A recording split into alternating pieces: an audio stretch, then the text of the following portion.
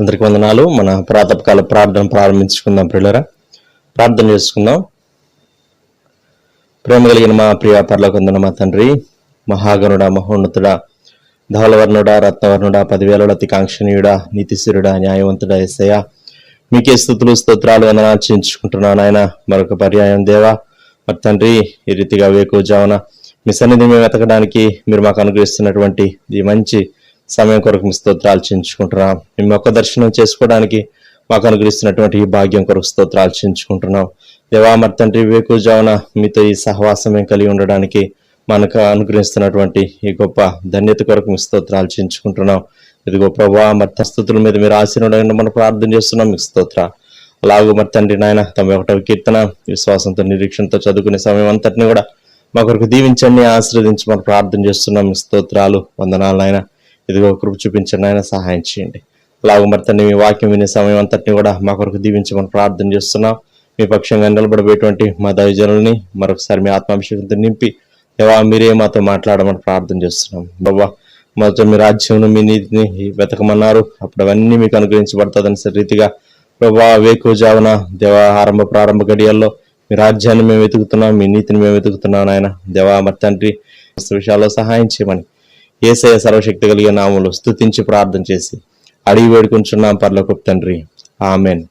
సమయంలో కీర్తన చదువుకుందాం. పిల్లరా, మహోన్నతం చాటు నివసించేవాడే సర్వశక్తి నీడను విశ్రమించేవాడు. ఆయనే నాకు ఆశ్రయము, నా కోట, నేను నమ్ముకున్న నా దేవుడని నేను యెహోవాను గూర్చి చెప్పుచున్నాను. వేటకాని ఊరిలో నుండి ఆయన నిన్ను విడిపించును, నాశనకరమైన తెగులు రాకుండా నిన్ను రక్షించును. ఆయన తన రెక్కలతో నిన్ను కప్పును, ఆయన రెక్కల క్రింద నీకు ఆశ్రయం కలుగును. ఆయన సత్యము కేడమును డాలునై ఉన్నది. రాత్రి వేళ కలుగు భయమునకైనను, పగటి వేళ ఎవరు బాణమునకైనను, చీకటిలో సంచరించే తెగులునకైనను, మధ్యాహ్నం మందు పాడు చేయు రోగమునకైనను నీవు భయపడుకుందువు.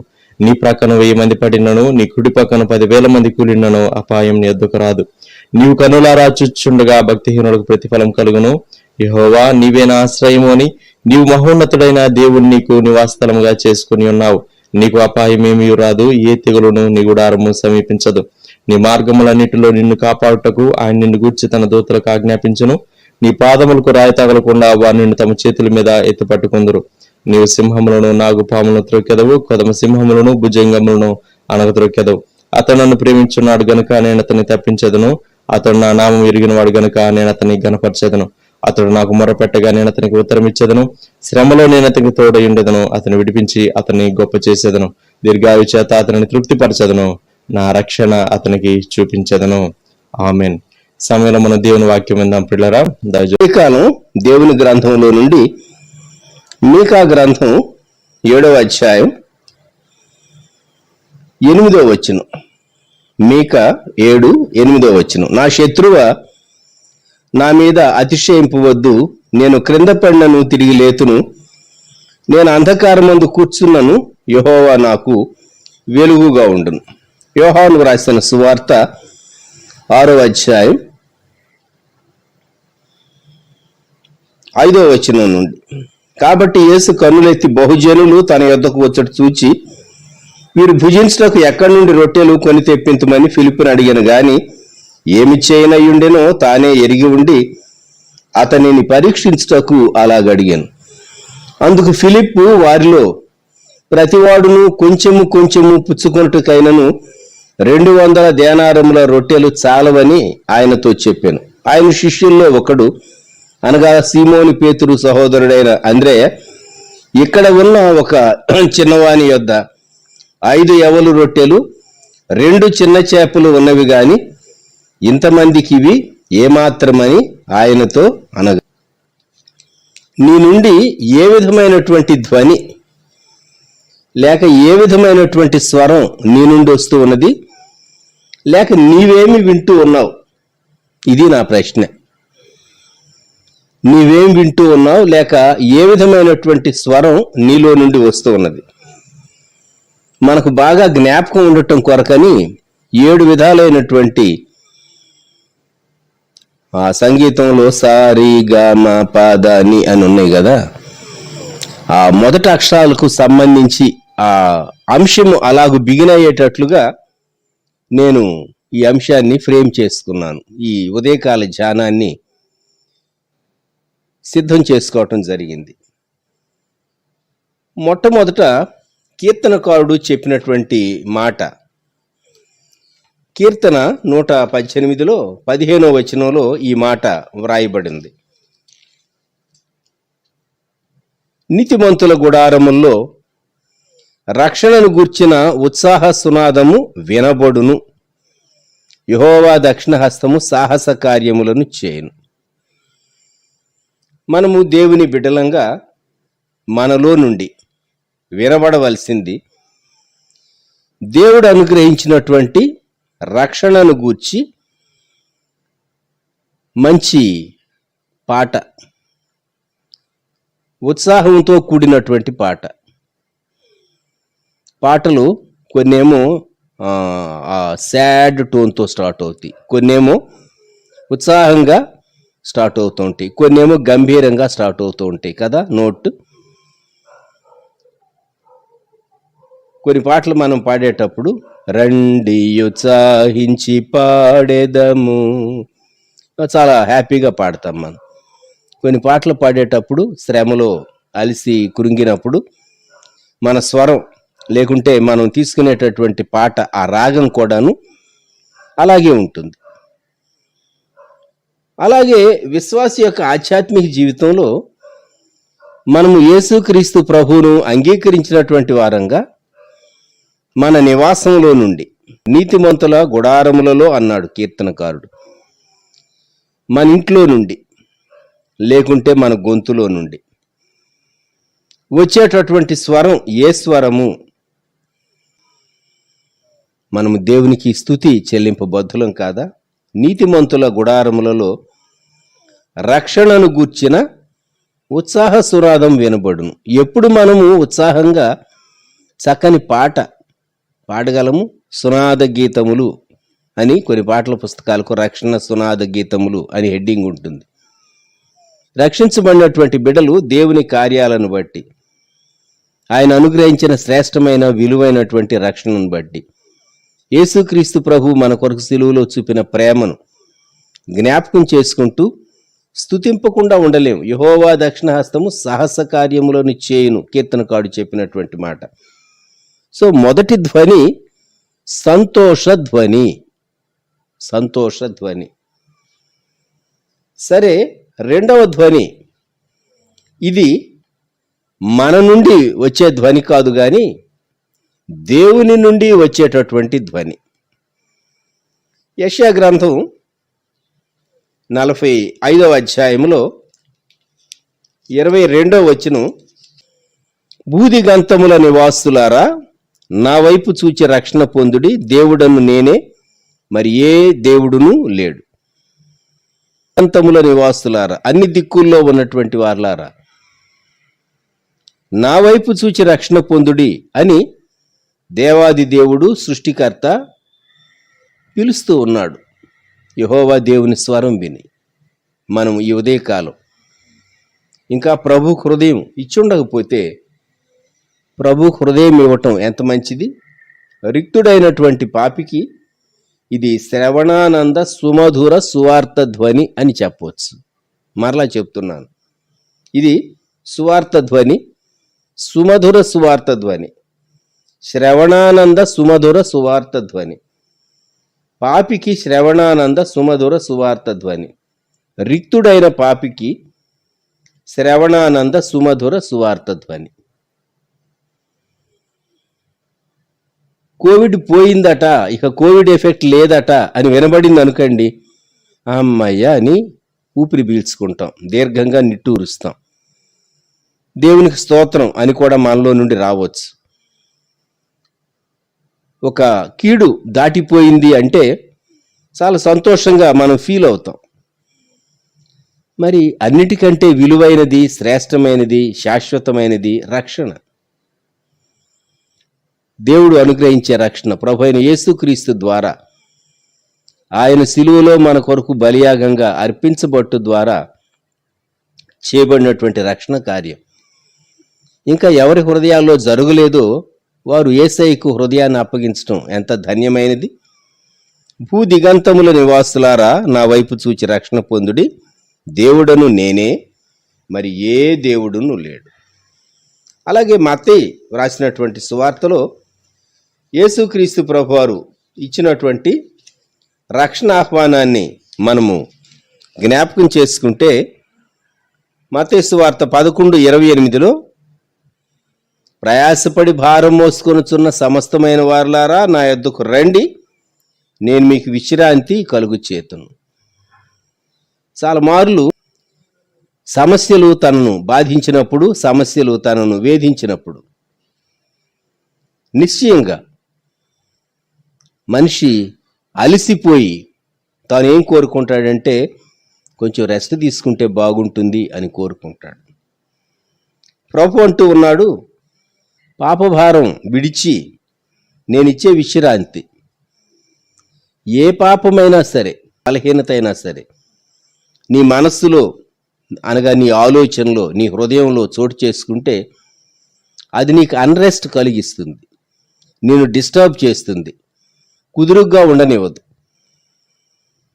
పాపం మనిషిని ఎంత కలత పెడుతుందో ఒకసారి జ్ఞాపకం చేసుకో. దేవుడు అంటూ ఉన్నాడు, పాప భారం నుండి, పాపం కలిగించే తొందరల నుండి, పాపం కలిగించే నెమ్మది లేని స్థితి నుండి నీకు నేను విశ్రాంతి ఇస్తాను అని ప్రభువైన యేసుక్రీస్తు వారు సెలవిస్తూ ఉన్నాడు. ఈ ఉదయకాలం ప్రభువారు చెప్పేటటువంటి మాట మనం జ్ఞాపకం చేసుకుంటూ, ప్రియ ప్రభువా, నీవు అనుగ్రహించేటటువంటి శ్రేష్టమైన విలువైనటువంటి రక్షణను బట్టి నీకు వందనములు, స్తోత్రములు అని యేసయ్యను హృదయంలో చేర్చుకొనని వారు చేర్చుకోవటానికి ఇది చాలా శ్రేష్టమైనటువంటి తరుణం.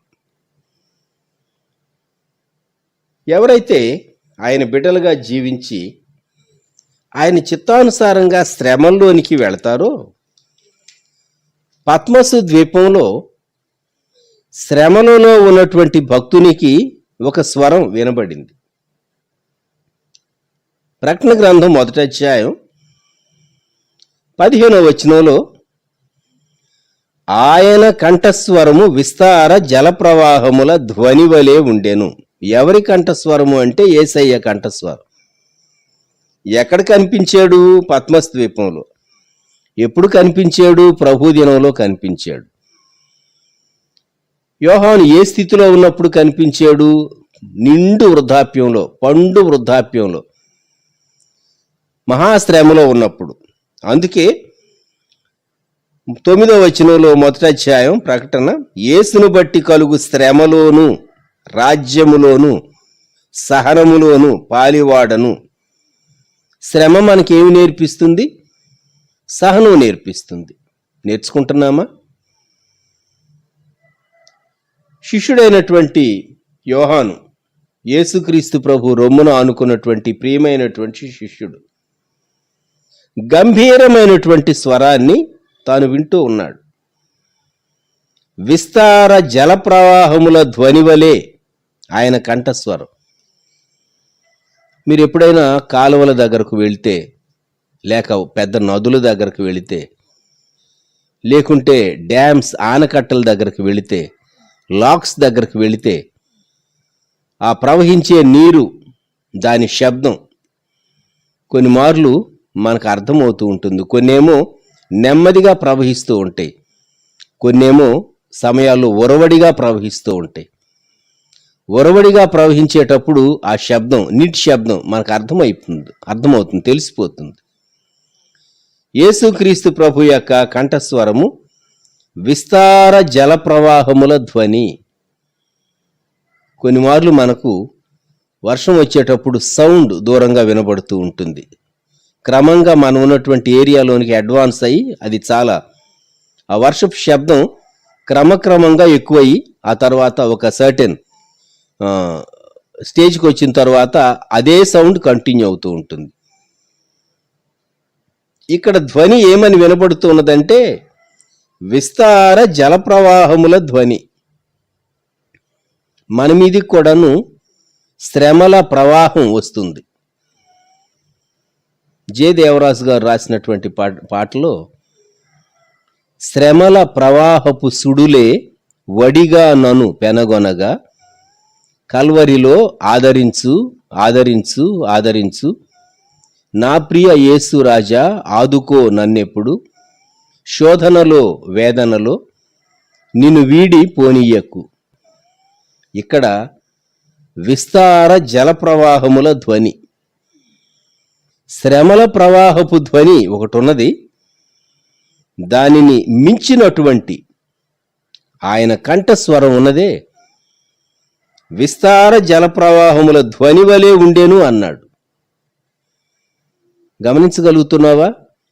నీ శ్రమల ప్రవాహం కంటే ఆయన కంఠస్వరము యొక్క స్థాయి, నీ శ్రమల శబ్దం కంటే యేసయ్య కంఠములో నుండి వచ్చేటటువంటి వాగ్దాన ప్రవాహము యొక్క స్థాయి గొప్పది, అది గంభీరమైనది.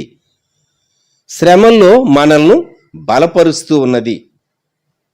శ్రమల్లో ఇది గంభీరమైనటువంటి ధ్వని, గంభీరమైనటువంటి ధ్వని. అంతేకాదు, కొన్ని మార్లు మనము శ్రమలలో ఉన్నప్పుడు ఏమి చేయాలి, ఏ నిర్ణయం తీసుకోవాలి, డెసిషన్స్ అనేవి చాలా ప్రాముఖ్యమైనవి. నేను ఏ ఇంట్లో నివసించాలి, లేక ఏ ఇల్లు అద్దెకు తీసుకోవాలి, లేక ఏ ఇల్లు కొనుక్కోవాలి, ఏ అపార్ట్మెంట్ కొనుక్కోవాలి, ఏ స్థలం కొనుక్కోవాలి, ఏ జాబ్లో ప్రవేశించాలి, నేను ఏ కెరియర్ను చూజ్ చేసుకోవాలి అనేటటువంటి విషయాలు ప్రతివారు ఫేస్ చేస్తూ ఉంటారు. లేక బాధ్యత కలిగినటువంటి స్థానంలో ఉన్నటువంటి వారు ఫేస్ చేస్తూ ఉంటారు. ఒక స్టూడెంట్, నేను ఏ గ్రూప్ చూజ్ చేసుకోవాలి, అలాగే స్టడీస్ కంప్లీట్ అయినటువంటి వ్యక్తి, what next, what about my career, నా ఫ్యూచర్ ఏంటి, నేను ఏ మార్గంలో సాగి వెళ్ళాలి. ఖచ్చితంగా ఏ మార్గంలో వెళ్ళాలి అనేది స్టూడెంట్స్ వారి తల్లిదండ్రుల సమ్మతితో, లేకుంటే వారి తల్లిదండ్రులకు చెప్పి వారికి ఒక ఆలోచన విధానం ఉంటుంది. ఏ కోర్సెస్, ఏ స్టడీ, ఏ బ్రాంచ్, ఏ కాలేజ్, ఇటువంటి అనేక విషయాలు వారు మార్గనిర్దేశం, ఒక డెసిషన్ ఏ వేలో వెళ్ళాలో వారు తీసుకుంటూ ఉంటారు. అయితే దేవుని గ్రంథం మనకేం సెలవిస్తూ ఉన్నదంటే, మనం క్రాస్ రోడ్స్ దగ్గర నిలవబడినప్పుడు ఏ నిర్ణయం తీసుకోవాలో, ఈ నిర్ణయాల విషయంలో మనకు చాలా చక్కగా ప్రభు ఎలాగో సహాయం చేస్తాడో యెషయా గ్రంథం 48వ అధ్యాయం 17వ వచనం, నీ విమోచకుడును ఇశ్రాయేలు పరిశుద్ధ దేవుడునైన యెహోవా ఇలాగు సెలవిచ్చుచున్నాడు, నీకు ప్రయోజనము కలుగునట్లు నీ దేవుడనైన యెహోవానగు నేనే నీకు ఉపదేశము చేయుదును, నీవు నడవవలసిన త్రోవను నిన్ను నడిపించుదును. ఎంత చక్కని ఆదరణకరమైన ప్రోత్సాహకరమైనటువంటి మాట.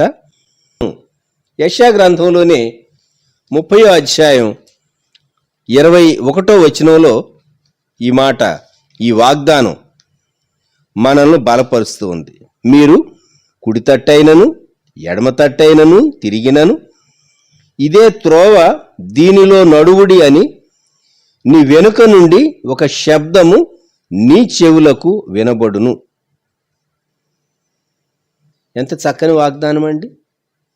ఒక పాట ఉన్నది, ఉన్నత స్థలములపై ఎక్కించి చూపించు ప్రభు అనేటటువంటి పాటలో, కుడికి తిరిగినను మరి ఎడమకు తిరిగినను నడువుడి త్రోవ ఇదే అను శబ్దము చెవులకు వినబడును, చెవులకు వినబడును అని ఈ వాక్యాన్నే అక్కడ వచనంలో పెట్టారు.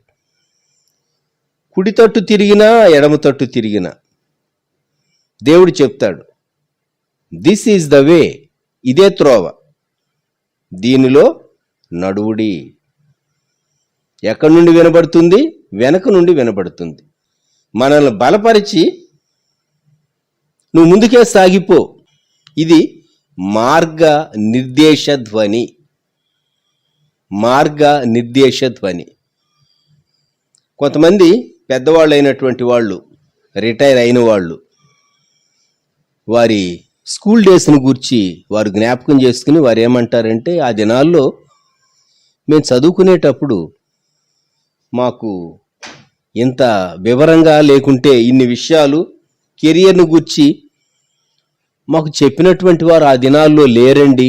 మేమున్నటువంటి గ్రామంలో, మేమున్నటువంటి ప్రాంతంలో, లేక మేము ఎవరితో కాంటాక్ట్లోనికి వచ్చేమో అటువంటి వారు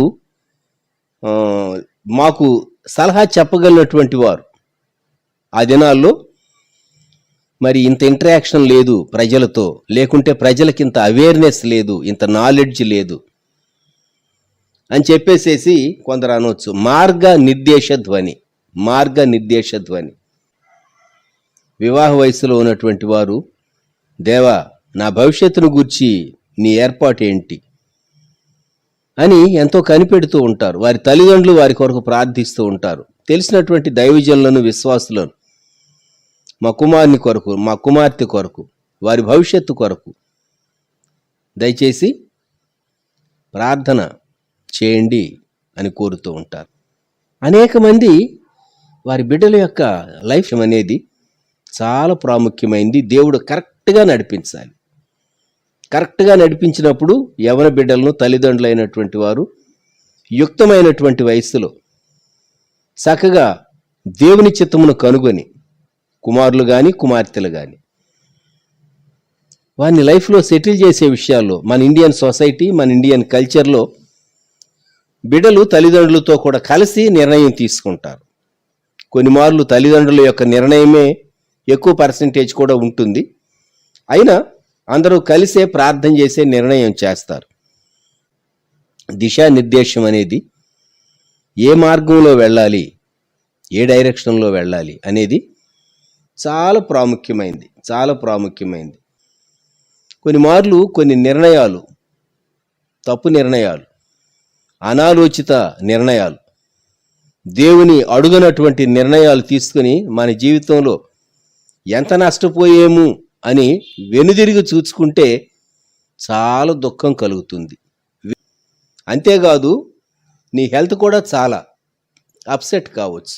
తీసుకునేటటువంటి నిర్ణయాలు, మార్గనిర్దేశం కరెక్ట్గా చేసేటటువంటి స్వరాన్ని మనము వినకపోతే, రిక్తుడైన పాపికి శ్రవణానంద సుమధుర సువార్త ధ్వని గూర్చి మనం జ్ఞాపకం చేసుకున్నాం. గంభీర ధ్వని గూర్చి మనం విన్నాం. దేవుని స్వరమే మార్గనిర్దేశం చేసేటటువంటి స్వరమని యెషయా గ్రంథ వాగ్దానాలు చూచాం. ఇప్పుడు పోరాట ధ్వని, సరిగమ పోరాట ధ్వని. రాజులు 2వ గ్రంథం 7వ అధ్యాయంలో ఒక అద్భుతమైనటువంటి సంఘటన జరిగింది. ఇప్పుడు టేప్ రికార్డర్స్ కనబట్టలేదులేండి. ఒకప్పుడు టేప్ రికార్డర్స్ ఉండేవి.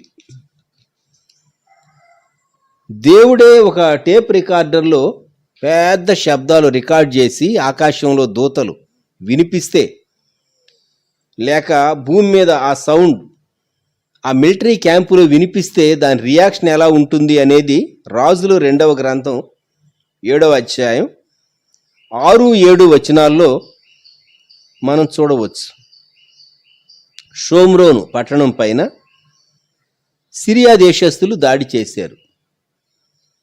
ఇప్పుడున్నటువంటి సిరియా ఉన్నదే ఆ సిరియానే. 2వ రాజులు 7:6 యెహోవా రథముల ధ్వనియు, గుర్రముల ధ్వనియు, గొప్ప సమూహపు ధ్వనియు సిరియనుల దండునకు వినబడునట్లు చేయగా, వారు మన మీదికి వచ్చుటకై ఇశ్రాయేలు రాజు హిత్తీయుల రాజులకును ఐగుప్తీయుల రాజులకును బతిమిచ్చి ఉన్నాడని సిరియనులు ఒకరితో ఒకరు చెప్పుకొని లేచి తమ గుడారముల్లోనైనను, గుర్రముల్లోనైనను, గాడిదల్లోనైనను, దండుపేటలో ఉన్న వాటిలో ఏమీయూ తీసుకొనకయే తమ ప్రాణమును రక్షించుకొనుట చాలును అనుకొని సంధ్య చీకటిని ఉన్నది ఉన్నట్లుగా పేట విడిచి పారిపోయిరి. దండుపేట విడిచిపెట్టి పారిపోయారు. యుద్ధం చేయటానికి వచ్చినటువంటి విస్తారమైనటువంటి సిరియా సైన్యం, ఇశ్రాయేలు పైన యుద్ధం చేయటానికి వచ్చినటువంటి సైన్యం. ఎందుకని? వారికి శబ్దాలు వినబడి, యుద్ధ ధ్వని వినబడింది. ఏ ధ్వని? రథముల గుర్రపు శబ్దాలు, గుర్రపు డెక్కల చప్పుళ్ళు, రథచక్రాల యొక్క చప్పుడు వారికి వినబడింది. రథముల ధ్వని, గుర్రముల ధ్వని. వీరు యుద్ధం చేసేవారు కాబట్టి వీరికున్న నాలెడ్జ్ ఏమిటి అంటే గుర్రముల డెక్కల చప్పుళ్ళు వీరికి తెలుసు. రెండవ, రథముల ధ్వని, రథచక్రాలు, వేగంగా పరిగెత్తేటటువంటి రథచక్రాల ధ్వని వీరికి తెలుసు. దేవుడు ఏం చేశాడు?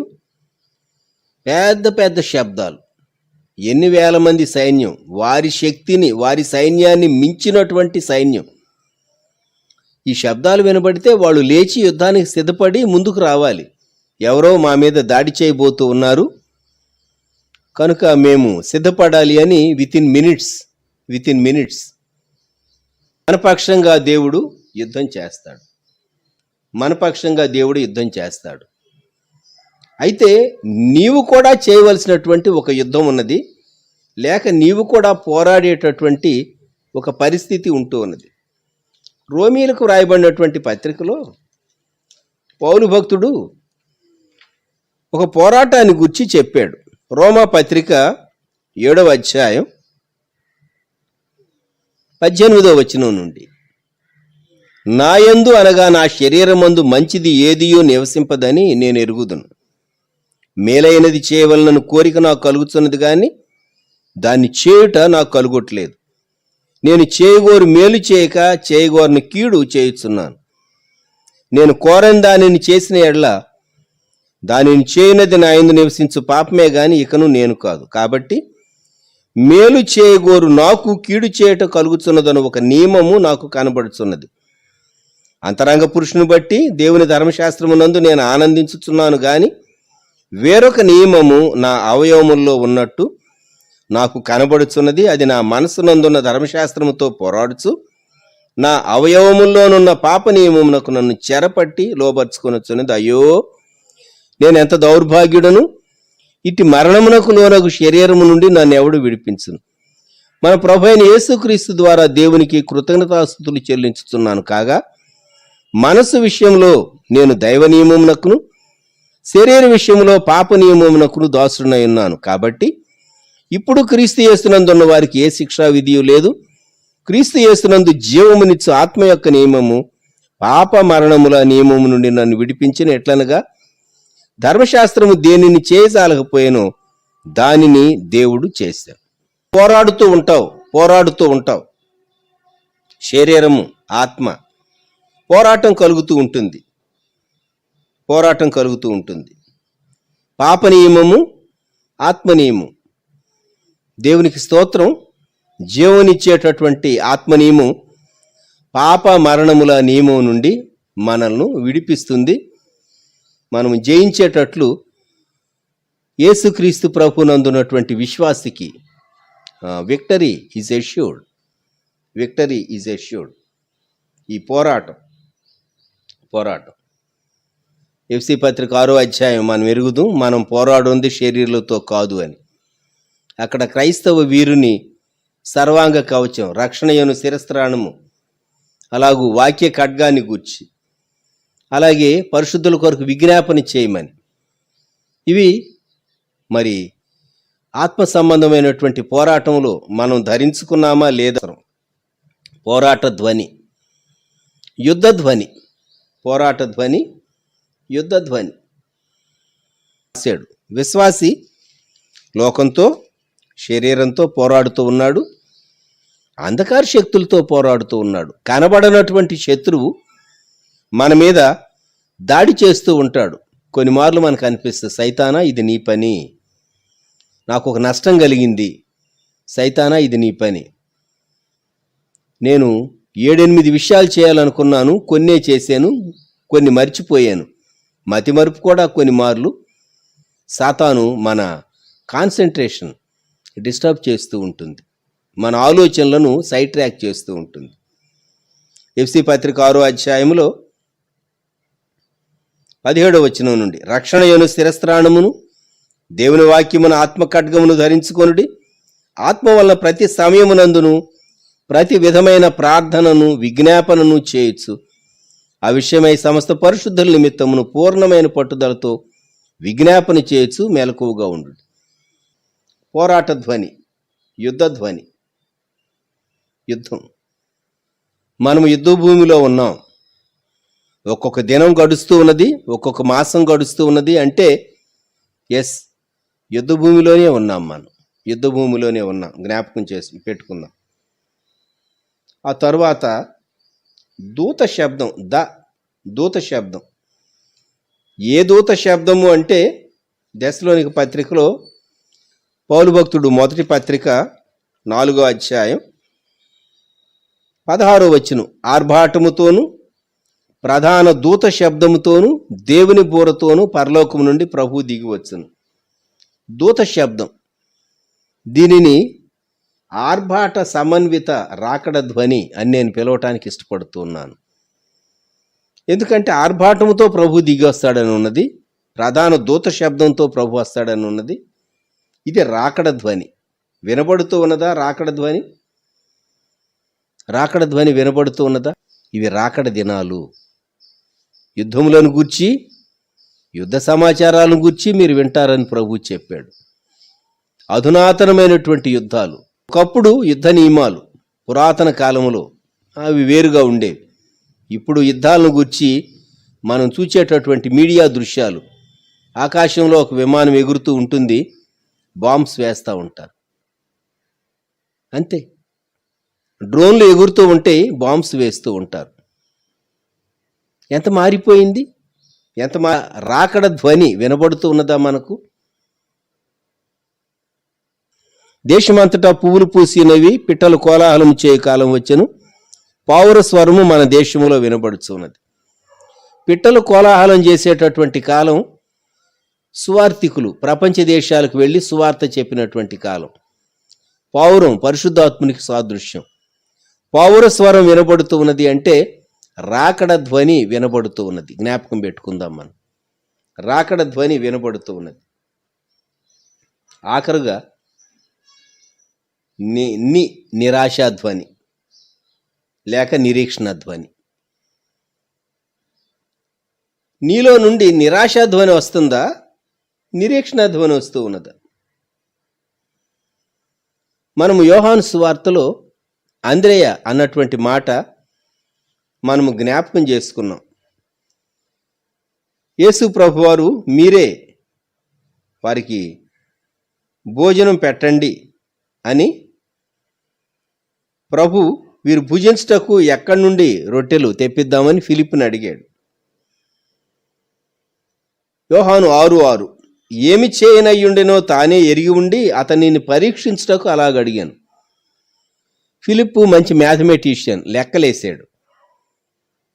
7వ వచనం, అందుకు ఫిలిప్పు వారిలో ప్రతివాడును కొంచెం కొంచెం పుచ్చుకొంటుకైనను 200 దేనారముల రొట్టెలు చాలవని ఆయనతో చెప్పాను. అప్పుడు అంద్రే ఏమంటూ ఉన్నాడంటే, ఇక్కడ ఉన్న ఒక చిన్నవాని యొద్ద 5 యవల రొట్టెలు 2 చిన్న చేపలు ఉన్నవి, కానీ ఇవి ఇంతమందికి ఇవి ఏమాత్రమని ఆయనతో అనగా నిరాశ ధ్వని అంద్రేలో నుండి వచ్చింది. అయితే యేసు ప్రభు తర్వాత ఆజ్ఞాపించిన తర్వాత మరి యేసు ప్రభు చెప్పాడు, ప్రజలందరినీ కూర్చోబెట్టమని. కూర్చోబెట్టారు. పంక్తులు పంక్తులుగా కూర్చోబెట్టారు. ప్రభు కృతజ్ఞతాస్తుతులు చెల్లించి 5 యవల రొట్టెలు, బార్లీ రొట్టెలు, 2 చిన్న చేపలు అందించినప్పుడు శిష్యులు పంచారు. అక్కడ భుజించినటువంటి పురుషుల యొక్క సంఖ్య, మిగిలినటువంటి గంపల యొక్క సంఖ్య మనము చూచినప్పుడు 10వ వచనంలో పురుషులు 5,000 మంది, స్త్రీలు పిల్లలు ఖచ్చితంగా 12,000 మంది కంటే తక్కువ ఉండరు, ఎక్కువే ఉండొచ్చు. మిగిలినవి 12 గంపలు, 12 బాస్కెట్స్ ఫుల్. 12 గంపలు ముక్కలు మిగిలినవి. అంటే తిని తిని తిని వారు తృప్తిగా తిన్న తర్వాత మిగిలినటువంటి ముక్కలు అవి. యేసుక్రీస్తు ప్రభువారు మనల్ని తృప్తిపరచడానికి ఆయన చాలినటువంటి దేవుడు. జ్ఞాపకం పెట్టుకో. కొన్ని మార్లు మనం విశ్వాస దృష్టి లేకపోతే చుట్టూ ఉన్న పరిస్థితులను చూచి భయపడతాం. అయ్యో ఏం చేయగలను, ఏం చేయగలను, ఏం చేయగలను. మనలో నుండి నిరాశ ధ్వని వస్తుంది. అయితే దేవుడు మన కన్నులు తెరిస్తే మనం ధైర్యం తెచ్చుకోగలం. మనము మీకాలో చదువుకున్నాం. మీకా ప్రవక్త శత్రువుతో, సాతానుతో అంటూ ఉన్నాడు, నా శత్రువా, నా మీద అతిశయపడవద్దు, నా మీద అతిశయపడవద్దు. నేను క్రింద పడ్డా సరే, నేను తిరిగి లేస్తాను. యెహోవా నాకు వెలుగుగా ఉంటాడు. కాబట్టి ప్రవక్త నిరీక్షణతో చెప్పినటువంటి మాట, నా శత్రువా, నా మీద అతిశయింపవద్దు, నేను క్రింద పడినను తిరిగి లేతును, నేను అంధకారమందు కూర్చున్నాను, యెహోవా నాకు వెలుగుగా ఉండును. మీకా 7:8.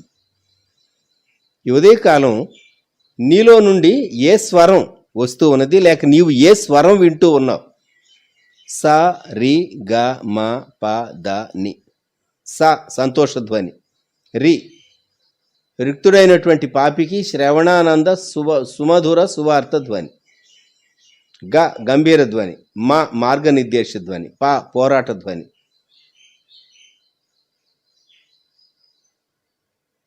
ద దూత శబ్దం, ఆఖరుగా ని నిరాశ ధ్వని లేక నిరీక్షణ ధ్వని. నీలో నుండి ఏ ధ్వని వస్తూ ఉందో, లేక నీకు ఏ ధ్వని వినబడుతూ ఉన్నదో, నీకు ఏ స్వరం వినబడుతూ ఉన్నదో ఒకసారి పరీక్ష చేసుకుందాం. మనం తలలు వంచుదాం, ప్రార్థన చేసుకుందాం. ప్రేమగల మా తండ్రి, మమ్ములను, మా కలిగిన వారిని, మా కుటుంబాలను, మా ప్రతి పరిస్థితిని మీకు అప్పగించుకుంటున్నాం. మేము మిమ్ములను గూర్చి నీతిమంతుల గుడారముల్లో రక్షణ సునాదము వినబడును అని వ్రాయబడిన రీతిగా సుమధుర స్వరములతో మేము మిమ్ములను గూర్చి ప్రస్తుతించే వారంగా ఉండటానికి కృప దయచేయవలసిందిగా ప్రార్థిస్తూ ఉన్నాం. దేవా, సహాయం దయచేయండి.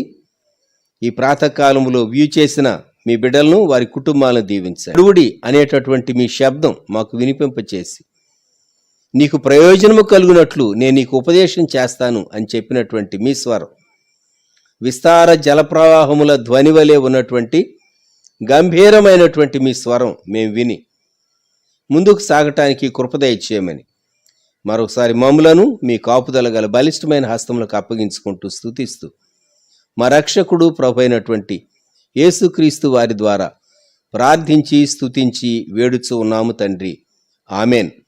మన ప్రభు అయిన యేసుక్రీస్తు వారి కృప, తండ్రి అయిన దేవుని ప్రేమ, పరిశుద్ధాత్ముని అన్యోన్య సహవాసం సదాకాలం మనకు తోడై ఉండునుగాక. ఆమెన్.